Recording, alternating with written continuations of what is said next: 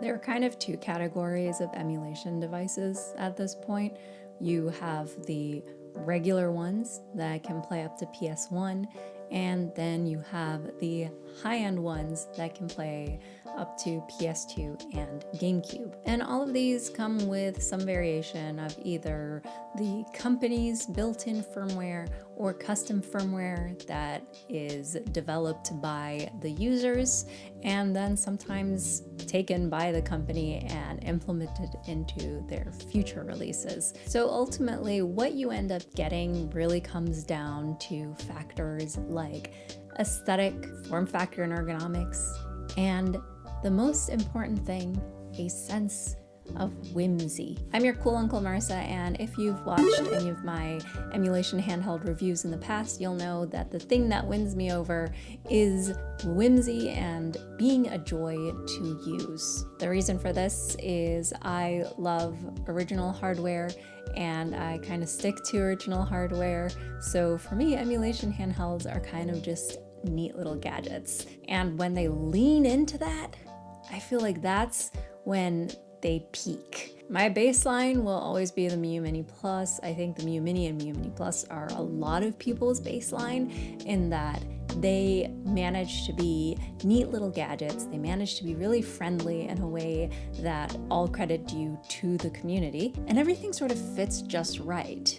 From there, my other favorite was the GKD Pixel, which is just peak gadget. Is it the best way to play any game? Absolutely not. Is it probably the most delightful way? Yeah, definitely. So today I am gonna review three handheld emulation devices that, like I said, are weird and horizontal, and whimsy exists in all of their design. But of course, whimsy is not the end all, so we'll see if they're actually worth buying.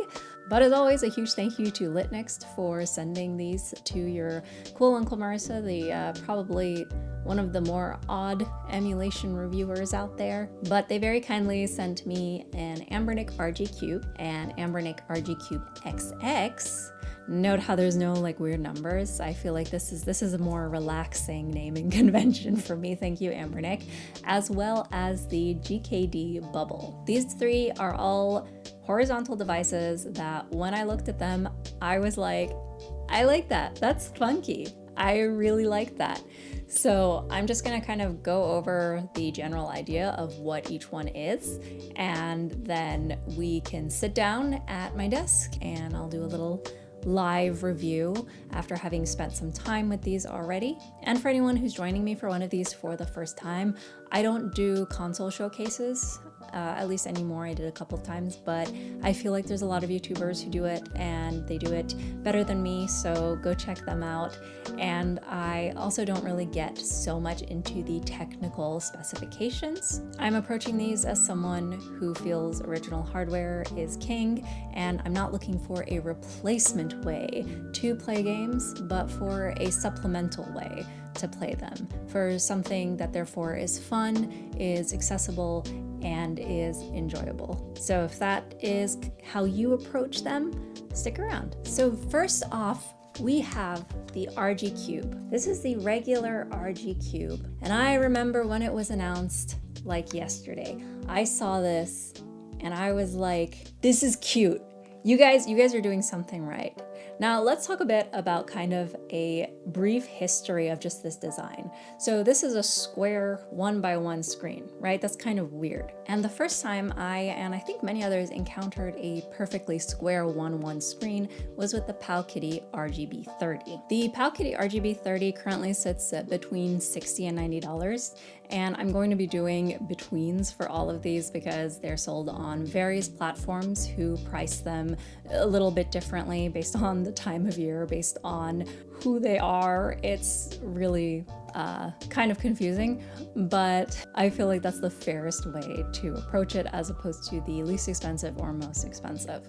So the RGB30 is about $60 to $90, and when it came out, people were very excited for it because it plays Game Boy and Game Boy Colors really nicely, because while those are not 1x1 screens, they are fairly close. So especially with the bevels and stuff, you get a really big screen. So if that's what you're into, if you're into playing Game Boy Color games on a big screen, that could do it. But one thing that really drew a lot of people in was that it is perfect for Pico 8.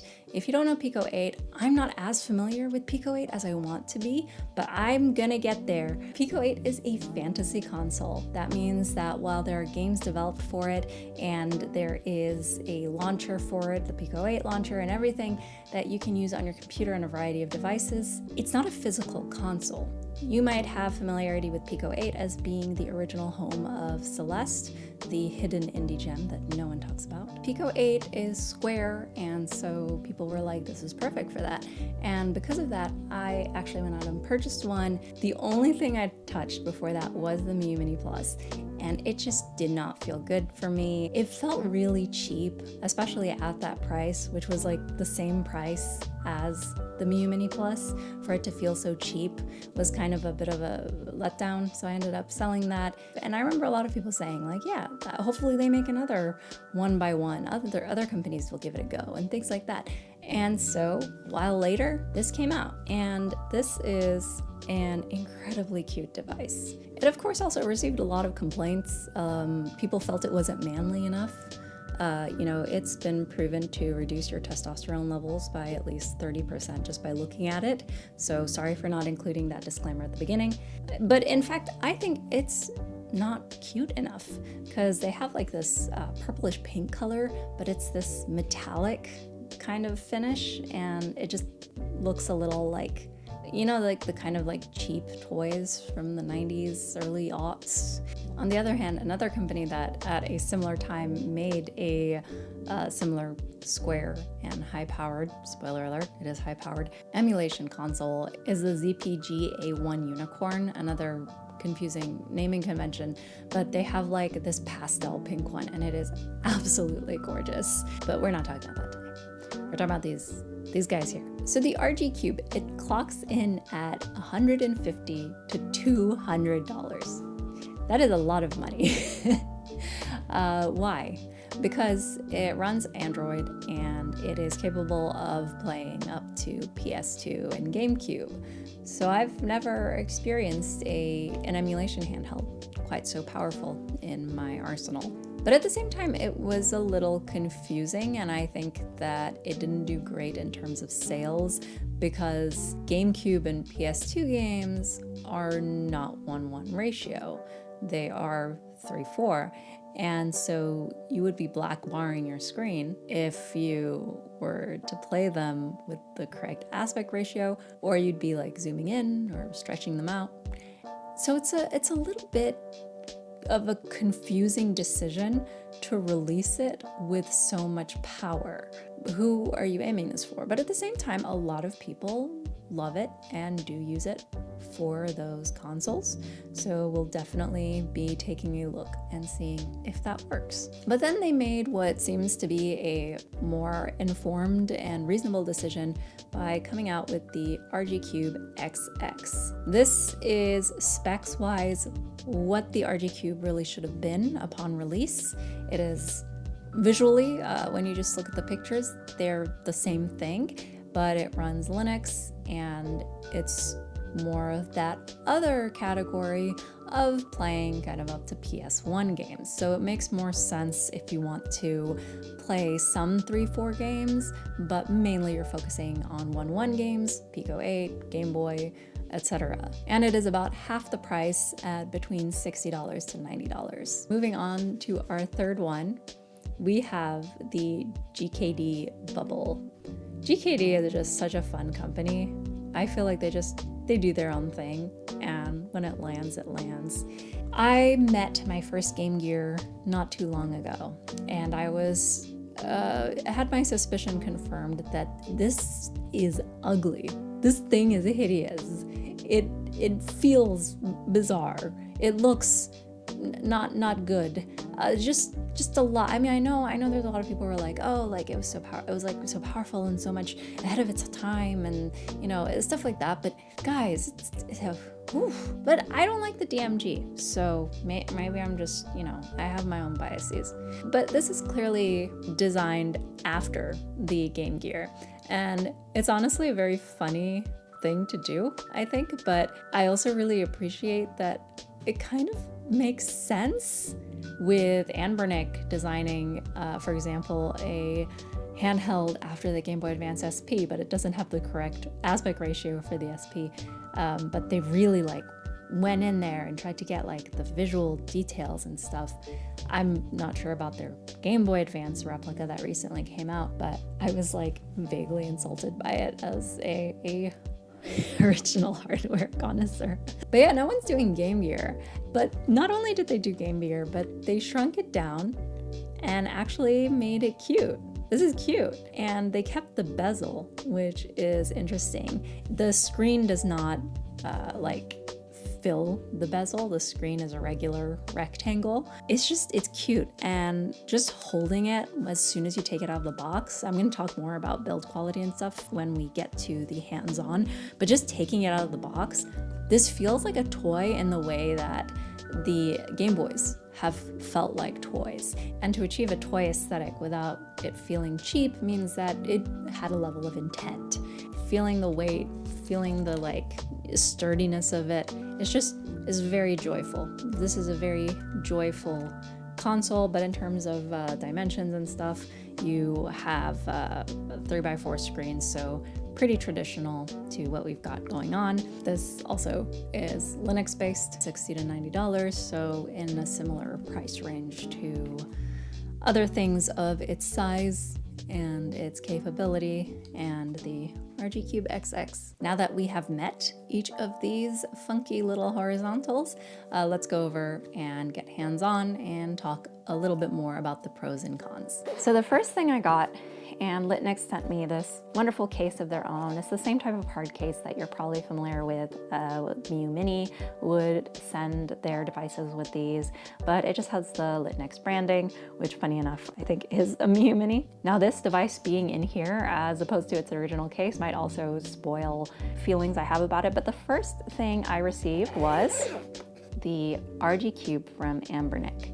Now, when I had initially saw this released, I was like, look at this. They're doing something interesting design-wise. And that is, of course, our theme today is interesting horizontal designs. This beautiful beige color, first off, I really like this. And then these white buttons. These are just Nintendo joysticks, Nintendo Joy-Con joysticks. And then on the back, you have these nice grips. You have a fan, and it feels really nice and weighty in your hands, which was something that the other 1-1 device that I had tried did not have. But what's interesting about this is it plays up to PS2. Why? Do we play PS2 on a square screen? Feels like overkill. Let's take a look. So if you're an Android user like me, the first thing you think when you turn this on is, oh, it's a phone. And it is. I guess that's what these Android devices really are. They're phones that have been repurposed. I know you're gonna correct me in the comments because him be like, no, this was not a phone before. No, I know, but I'm just saying it's. And to be honest, when it comes to things like computers or even tablets, I'm not the biggest fan of Android. I don't know, maybe it's because I've always had Android phones, so I just relate it to that. Because it is Android, it runs on apps. You swipe over and you have a bunch of apps, and a lot of these come pre-installed. For example, you have the PSP, emulator, you have DuckStation, which is a PlayStation emulator, you have Nether SX2. Some of these I downloaded different versions of. You also have Moonlight, which is pretty nice. That just means that you can stream from your computer or other device to this and play games that way, so that's kind of cool. And then if we press the R button, we go into the OS for the device. So this is just Anbernic's OS. I know a lot of people don't like the default OS that comes with these things, but I think it's kind of great. I don't know, it's like clear and it's very minimalistic, and you know, you just go in and you have the games. Your alternatives are basically Emulation Station. So I have not tried Emulation Station. The thing about Emulation Station is it's paid, and from what I understand, it is worth the cost. However, I was not going to pay for it if it's something I'm not going to use. I did try a free alternative, which is Daijisho, but it is not perfect. It has a lot of bugs. It has issues like crashing games, and you have to kind of manually add your games to it by folder, which when you have so many systems, it's a bit of a ugh. So unless you really hate this and really hate the standalone emulators, then I wouldn't recommend Daijisho. If you want something separate, then I imagine Emulation Station is the way to go, but I don't have firsthand experience with it, so don't take my word on that. Let's actually just talk about the body first. The joysticks, they feel great, you know, they're Joy-Con joysticks, like no complaints. I like that they are convex, that's nice. The D-pad has like the kind of 8-way circular D-pad, and this also feels really nice. And the membranes, they have a kind of, I don't know if you can hear that, but they have a kind of thock to them, but they're still membranes, and that's kind of nice. And they're not hard enough where it's uncomfortable. And the same goes for these buttons. I like how tall they are as well. There's a kind of bubbliness to them. The triggers are analog, like they've got quite a ways to go. They don't just click down. The bumpers, a little loud for my liking, but they're bumpers, you know. They feel kind of like, sound-wise and feedback-wise, they feel a bit like the Z button on a GameCube controller. What they say that this 1:1 ratio is best for. One of those things is Game Boy Color. Let's take a look. And of course, just like any other console, you can adjust things like filters, overlays, etc. Now, I think, yeah, you know, it looks good. But the thing is, as someone who, again, these videos on emulation devices, what I'm bringing to the table aspect of it is I am an original hardware lover with mods, of course. I'm just like, this is too big. I'm sorry, but this is too big. Like, I appreciate that this looks good, but I would not want to play Game Boy games on this. I'm looking at it right now in my monitor, and I'm like, why? It's beautiful. But when I look at it up close, it's just everything is too big. You see, it is a significant difference in screen size, much bigger. Of course, the Game Boy Color screen is not 1:1, but the nice thing also though with this is in a lot of emulation devices that are normal ratios, when you use the border to try to correct the ratio, it kind of looks kind of crappy to me. But this actually looks really nice because this border is pretty much a square. So it is very reminiscent. So I do appreciate that, but it's just too blown out for me. However, I think if you're someone who has trouble seeing or just needs a bigger screen for one reason or another, then this is actually really nice. And the screen is really lovely. I do have to say, the colors are really lovely. I really like how the brightness is so variable. This is on lowest brightness and I can't see anything. This is on highest brightness and now you can't see anything. That is always very much appreciated, because like even on the Q5 Game Boy Color screen, by the way, if you're not familiar, this is a Game Boy Pocket body, but it has the internals and the screen and everything of a Game Boy Color. In this, for example, I have to change the color values to try to get it even dimmer when it comes to the screen. So to have such flexibility in the screen is really wonderful. But again, you want to spend under $200, like a little bit under $200 to play Game Boy games?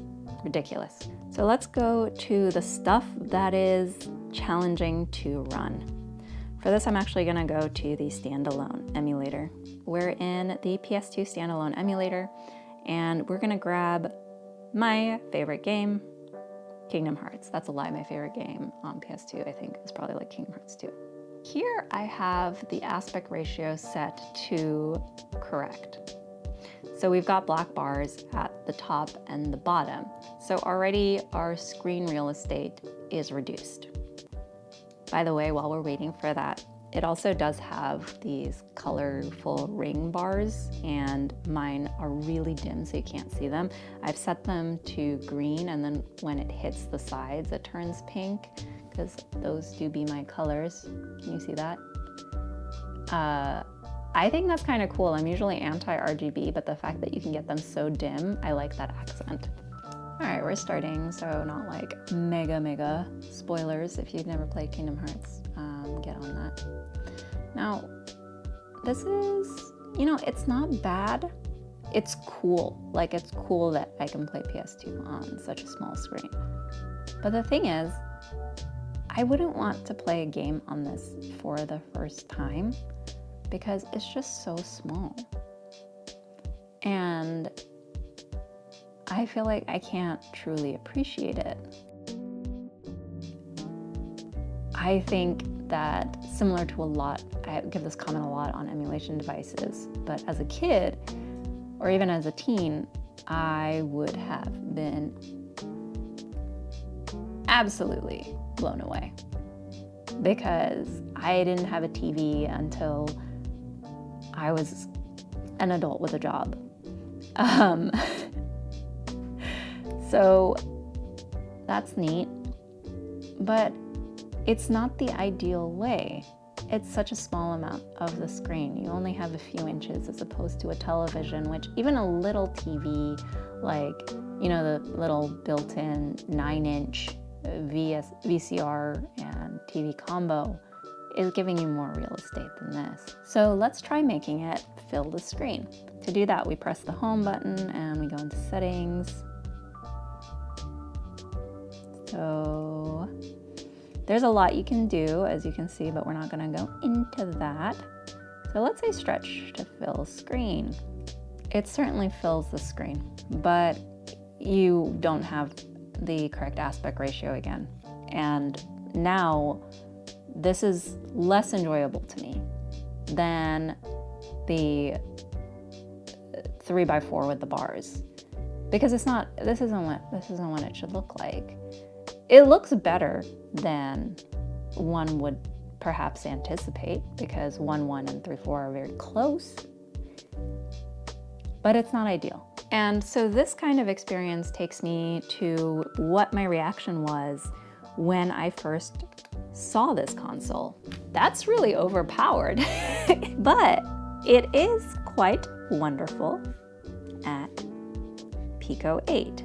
Now the way you get Pico 8, because there's no Android Pico 8 build, is Russ has a guide for this. It's called WinLater, and it's a Windows type emulator thing, and you can launch Pico 8 from that. Pico 8 is a fantasy console, right? So there's no, other than it being no, it has to be too smaller or bigger, especially because, a lot of people play it on their computer, and the computer monitor is big. Look at that. This is the best way to play Pico 8. It's absolutely stunning. The colors, the screen is gorgeous. This is the Pico 8 console. Like a fantasy console, reality console, this is it. But Pico 8 is just a few dollars to purchase. And then you're like, I have to pay sub $200 in order to get this, to play Pico 8. Perhaps realizing that the 1:1 aspect ratio is more suited to low-powered consoles, and the fantasy console being Pico 8, Anbernic came out with the CubeXX. Now, just a side note, these little Joy-Con grippies, I always recommend these for any joysticks for the most part. They help so much, and look at these, they're so cute. Litnick sent them to me. They sent me a bunch of like Christmas themed stuff, and it was just so cute. So when we first look at them, they look like they're pretty much the same, except for the fact that the joysticks are placed differently. These are at the bottom, these are top and bottom respectively. But that's when it kind of goes downhill. This continues to be better quality than the POW Kitty with the square aspect ratio. But you get this, and let's start from the top, the trigger buttons. These trigger buttons are not analog. They just click, just one click. And they're kind of loud and kind of, I don't know, shaky. I do like that the bumpers are not clicky. That's kind of about it. The ABXY buttons,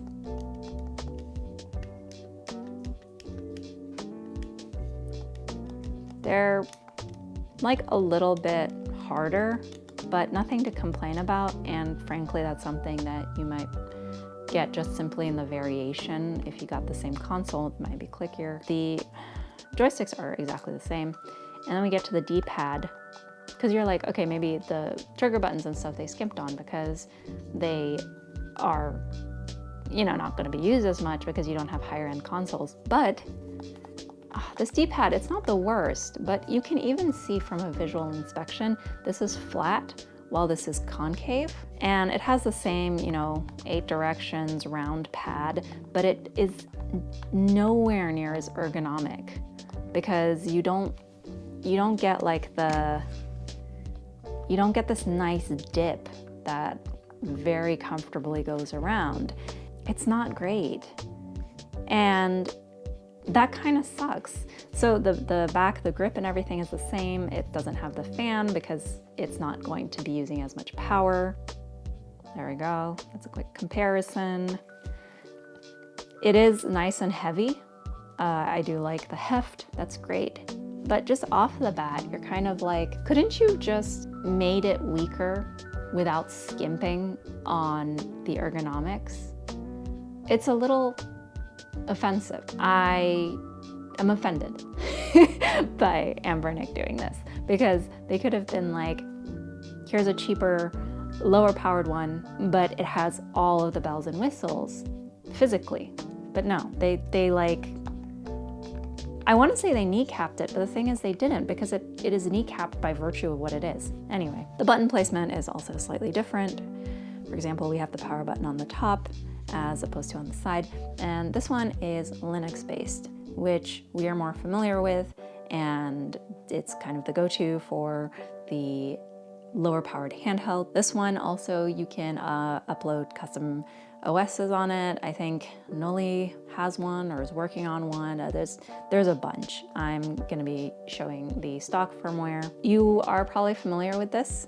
This comes in a lot of Anbernic Linux-based devices. Now just right off the bat, just even scrolling through this with the D-pad, it sucks. I hate it. So you have game room,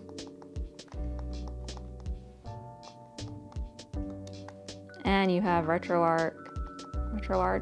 Now this is the kind of like stolen port of Pico 8. Please, whatever device you have that you put Pico 8 on, go buy Pico 8. It's super cheap. You get a license for wherever you want to install it. You get access to tons of games that people make, and it's absolutely worth it. Don't rely on the bootleg ones.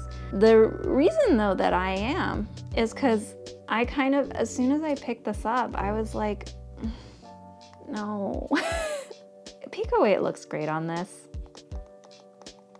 But just having gone from the RG Cube to this, it feels like I went from a really thoughtful, well-made device to a toy. And I also don't like that the joysticks are down here because I know you're supposed to be prioritizing the D-pad and stuff, but just the way my hands sit, they kind of feel more like they're in the way.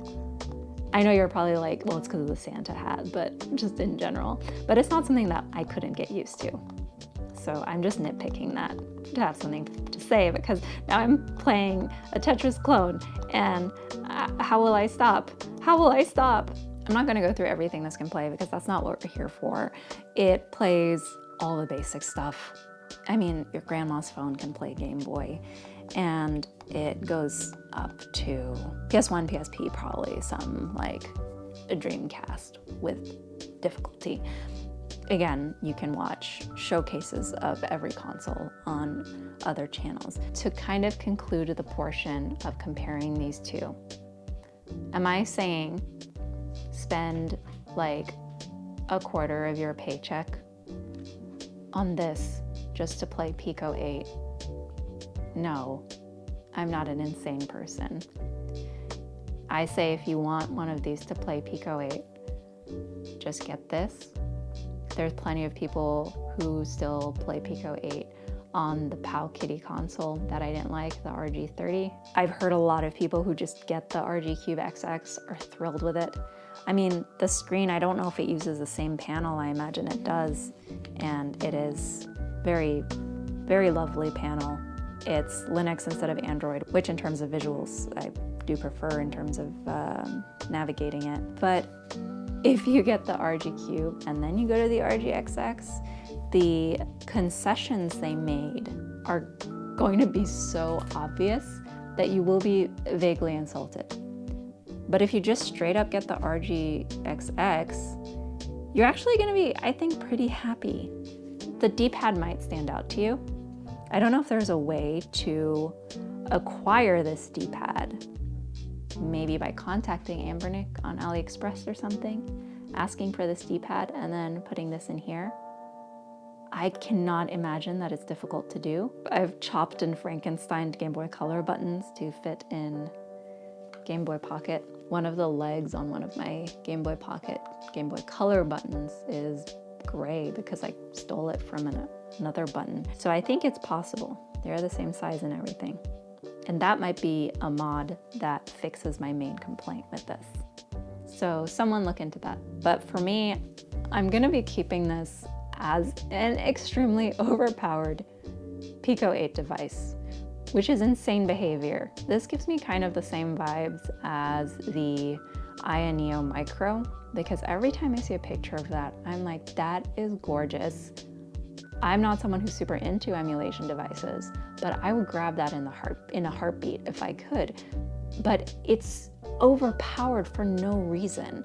I feel like if you're going to emulate the size and shape and such of a Game Boy Micro, then don't go too far beyond the capabilities of that, because it just doesn't really look like something I would want to play beyond that. I can't even play PS2 games on this comfortably, so why would I play it on the Micro? So it gives those vibes. And it's very much, if you can get it really, really cheap or some other way or gifted to you or whatever, then yeah, it's beautiful. Take that opportunity, seize the day. But if you can't, this is perfectly fine. I'm just being like, comparison is the thief of joy. This is thieving my joy from this.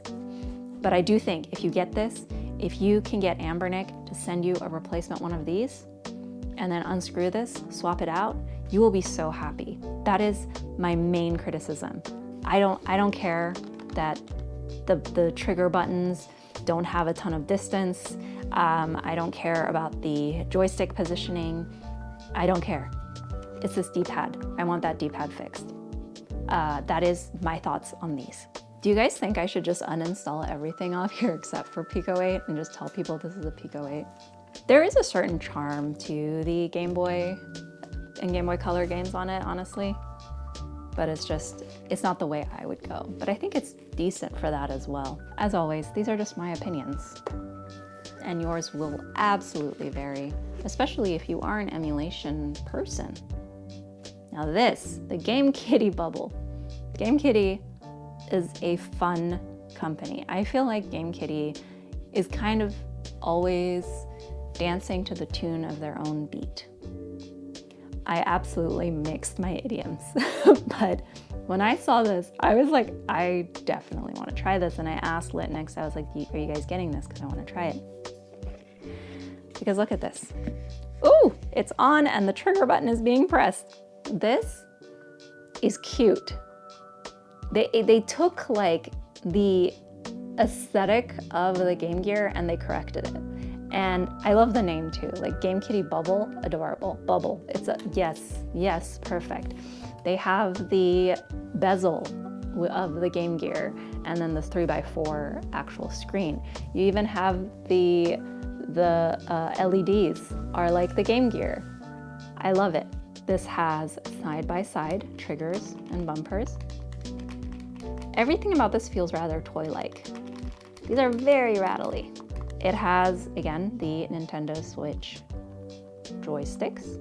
D-pad is interesting because it is a nice kind of medium between the RG CubeXX and the RG Cube. So what do we love about this D-pad? We love that the D-pad itself is raised and that it is concave. So, woo! What do we dislike about this? It's flat. There's not really, it's not super comfortable to put your finger in, and it feels like it's going to cause you to lack precision. It's not, I think, that terrible, but it's just the feeling you get when you go from this to this. This one, it has the cheapness of this D-pad, but it is somewhat concave. So your thumb does sit comfortably on it. And also, the D-pad moves more. It's a bit like, it gives me the same vibes as like the circle pad on the 3DS. Also, the XX, they were like, people aren't gonna use joysticks on it. And yet, we're gonna make them protrude, and so your hands kind of can hit them. Again, it's not the end of the world, it's fine, but they're there. They physically do get in the way of your grip. Now this one, they were like, we're gonna include joysticks. They're gonna be sitting inside their little orchestra pit. I don't know why that's the comparison I chose. And your hands do not touch them because they're just down here. Of course, they're not super comfortable to use because your hands kind of go down here, but you're not going to be using them a lot, so whatever. And the aspect ratio on this is normal. Normal time aspect ratio. Now again, this would not be my go-to device for Game Boy Color. However, oh, also the start and select buttons are so loud. Jesus Christ. But, you know, it doesn't look half bad. And especially because you have this black bezel and then you have the black cutoffs, it kind of just melds into one. And because of the novelty of the bezel, I don't feel like, oh, there's so much space. Because it's like, no, it's just part of the charm. Going to something that has a 4:3 aspect ratio, again, because it's GameKitty, they have the music app, and they once again have my favorite Walkman model when it comes to aesthetics. So let's go to Super Famicom SNES. Honestly, I think that this looks really good. This aspect ratio, the normal aspect ratio, it looks really nice. And again, the cutoffs, you see the slight cutoffs from putting it at the correct aspect ratio.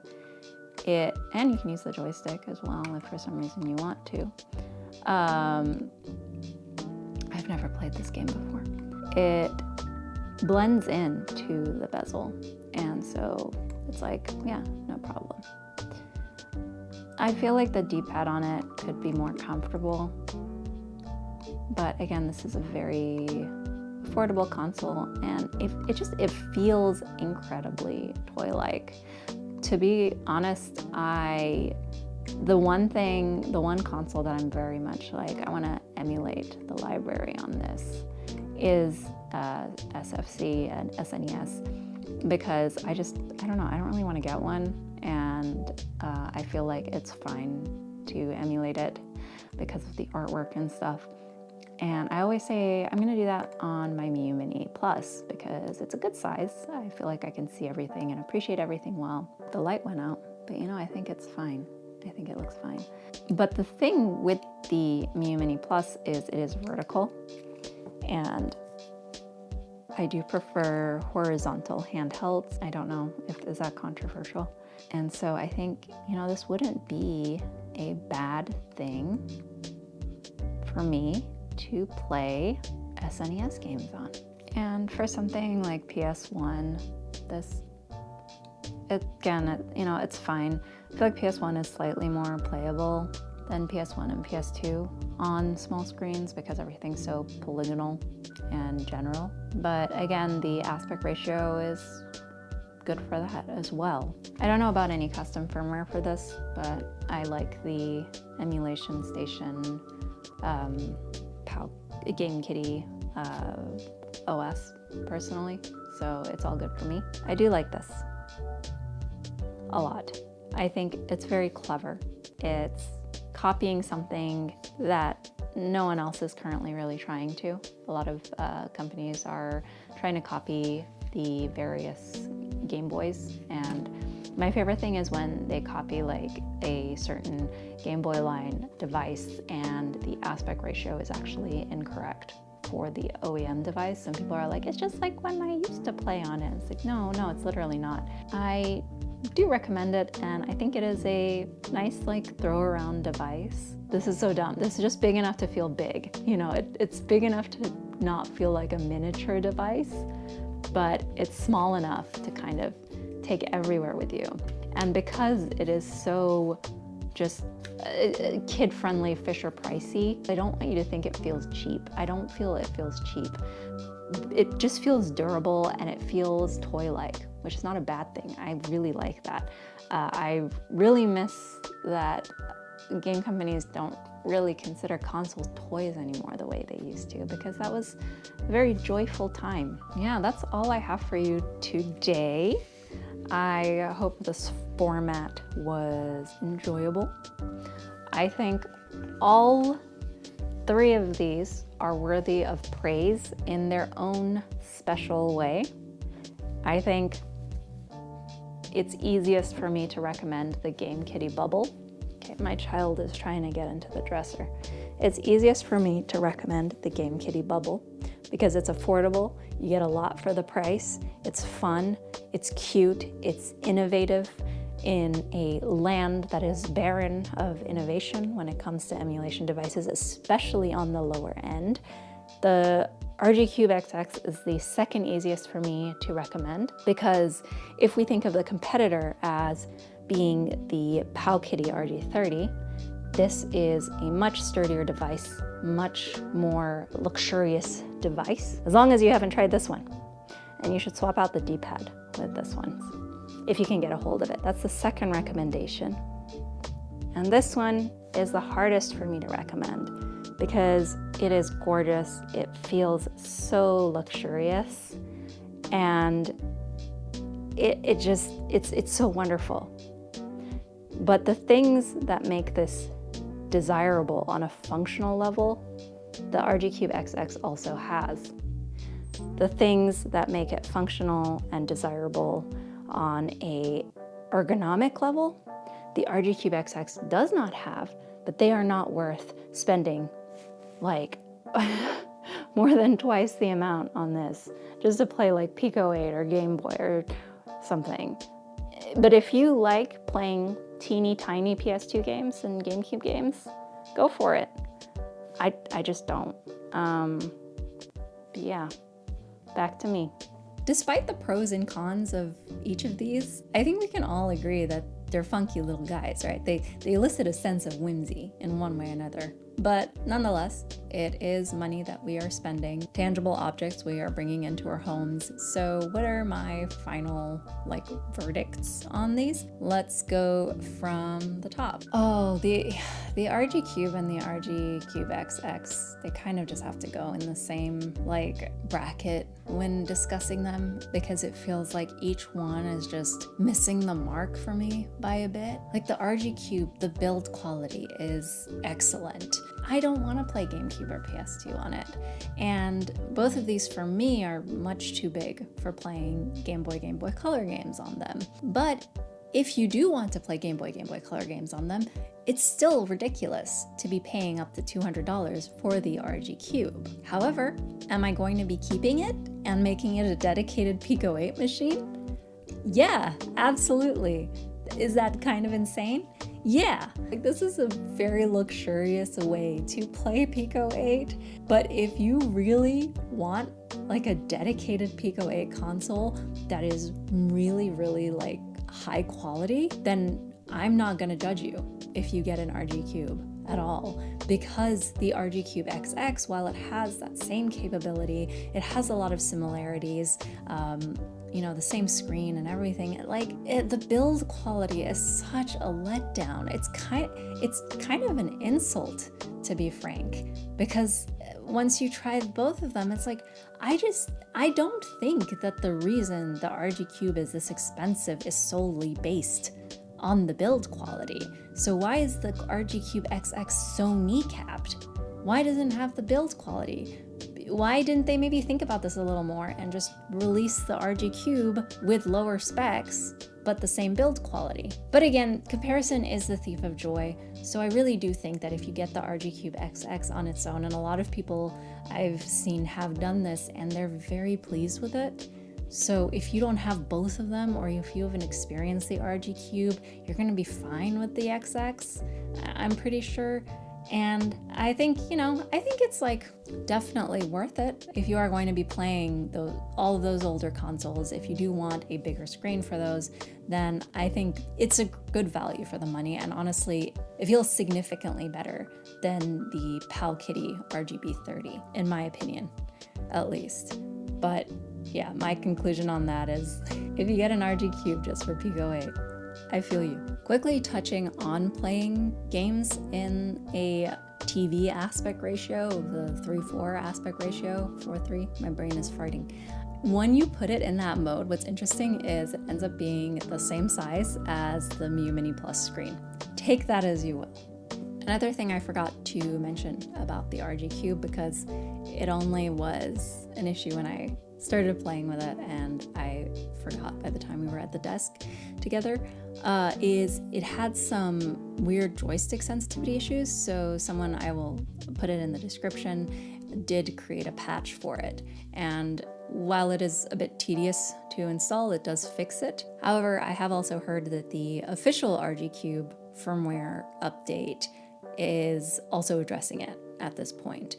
I can't confirm or deny that, just because once you jailbreak and apply that patch, you can't download official updates anymore.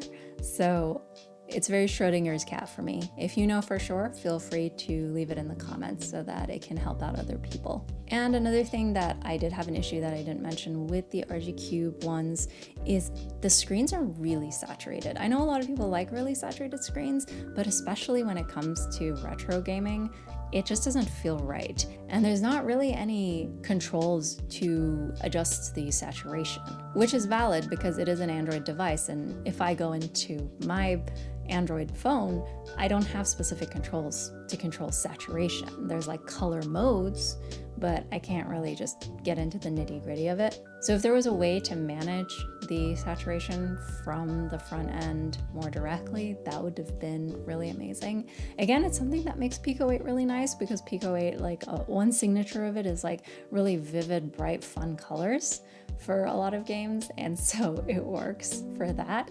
But for retro gaming, it feels a bit like, ooh, that's not right. But again, that's just me. And also, I don't think that invalidates my ultimate point of RG CubeXX is a more sensible purchase. If you have the money for a dedicated Pico 8 console, the RG Cube itself is gonna impress you, and it will be your Pico 8 console. With the GKD Bubble, my final thoughts are that if it's the ergonomic that you like, then I would say go for it, because it is similarly priced to other like low spec, not mini, but like smaller consoles, but it's horizontal. I feel like there's probably better things on the market in that price range, so it really does come down to the aesthetic. If it's the aesthetic that you like, then, you know, yeah, it's fairly affordable for what it is. I really like the screen. It is a sort of gentle, desaturated color, which feels very much at home with any 4x3 content. Game Boy Advance looks really good on it. SNES looks really good on it. And it's really comfortable. Also, the bezel is both like a blessing and a curse. Like, it's very cute, and to an extent, it allows the black bars, if you get black bars in anything that you're playing due to a difference in aspect ratio, it allows them to blend into the bezel. So in a way, it just feels more spacious and, you know, like kind of, I don't know, this is such a weird comparison, but when you're photo editing and you set your photo software to black and you just like, you have the bright image in the black background, it feels like that. So I actually wasn't terribly bothered by it, but it definitely is awkward if you pay attention to it. Ultimately, I think the reason I don't have a ton to say about this is because if you like the form factor, then you will like it, because I don't have any complaints about the build quality other than the joysticks being weirdly placed and not super necessary, but also a neat addition, especially for SNES and PS1. It feels good in my hands. The buttons are a joy to press, and it's just a joy to hold. It's like the perfect handheld size. So if it says anything about it, I am having trouble deciding on if I should give it away or keep it, because there's just something about it that tugs at my heartstrings, that feels nice to hold. It's not as ergonomic as the RG Cube with the grips, but it's trying, you know? There's something very nostalgic about it without being in your face, and something just very nice to press the buttons, and it brings joy. Okay, it brings joy. But that's all I have to say about these guys today. I hope you enjoyed this little irregularly scheduled break into the world of emulation consoles. I hope you enjoyed seeing some wide boys today. Let me know in the comments if you've tried any of these or if you've been curious about any of these. And if you do want to grab any of these or any emulation console from LitNext, you can use the affiliate link in the description and I get a small commission, and that is very helpful for the channel. Thank you again to LitNext for sending these to me in the first place. And of course, thank you for being here and for watching. Thank you also to my Ko-fi subscribers and members, as well to anyone who has made a one-off donation. That is a huge help as it goes directly to me and to the channel.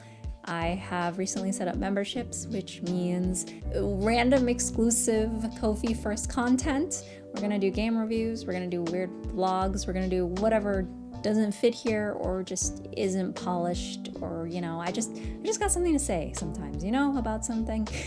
And do not forget that you are always welcome at Cool Uncle's house. I will see you in the next one. Bye for now.